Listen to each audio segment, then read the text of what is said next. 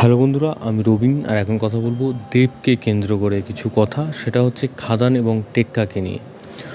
তো এবছর মানে 2024 সালে দেবের সেরকম কোনো সিনেমা রিলিজ করেনি।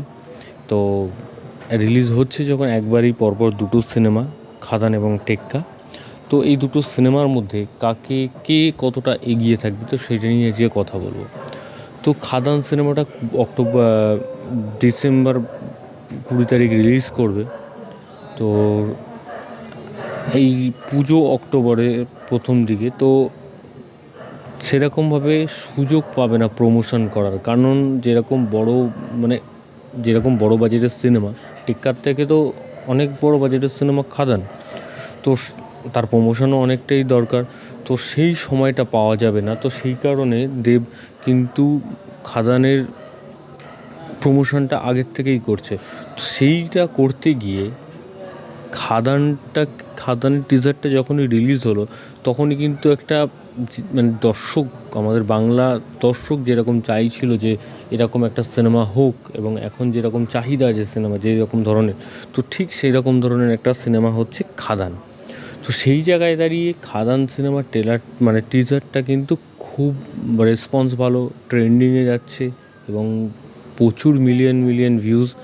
তো সেই জায়গা থেকে দাঁড়িয়ে খাদানটা একটা অন্য লেভেলের পজিশনে চলে গেছে।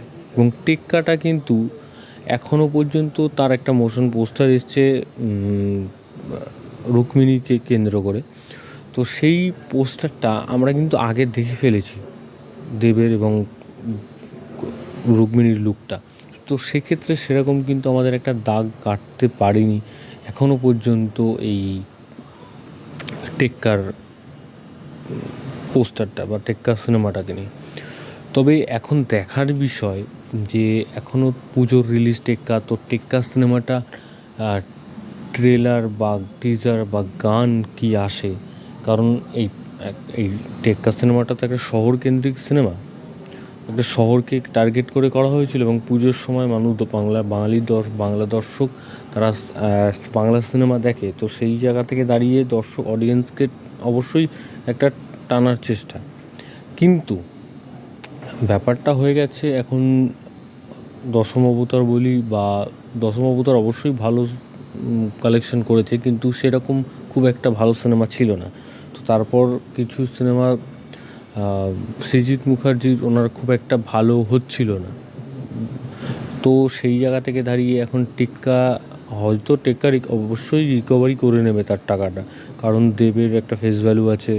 সৃজিত মুখার্জি একজন ভালো ডিরেক্টর, কিন্তু তার হয়তো কিছু দুটো কাজ সেরকম হয়নি। তো তাছাড়া অনুপম রয়ের গান আছে। তো এবং পুজোর সময় অবশ্যই একটা টাকা কালেকশন করে নেবে এবং হিটও হয়ে যাবে। কিন্তু যেহেতু খাদান সিনেমার টিজারটা আগে চলে এসছে, তো সেইটা নিয়ে কিন্তু একটু একটা তুলনা অবশ্যই হচ্ছে এবং হবে, আগামী দিনেও হবে। কারণ যতক্ষণ না টেক্কার কোনো আপডেট আসছে, ভিডিও, ট্রেলার বা টিজার, তো সেই জায়গা থেকে দাঁড়িয়ে খাদানের সাথে কিন্তু খাদান এখন অনেকটাই এগিয়ে আছে টেক্কার থেকে। কারণ বহুদিন পর দেব কমার্শিয়াল সিনেমা করছে, এবং এবছরও খাদানটা কিন্তু আসতো না।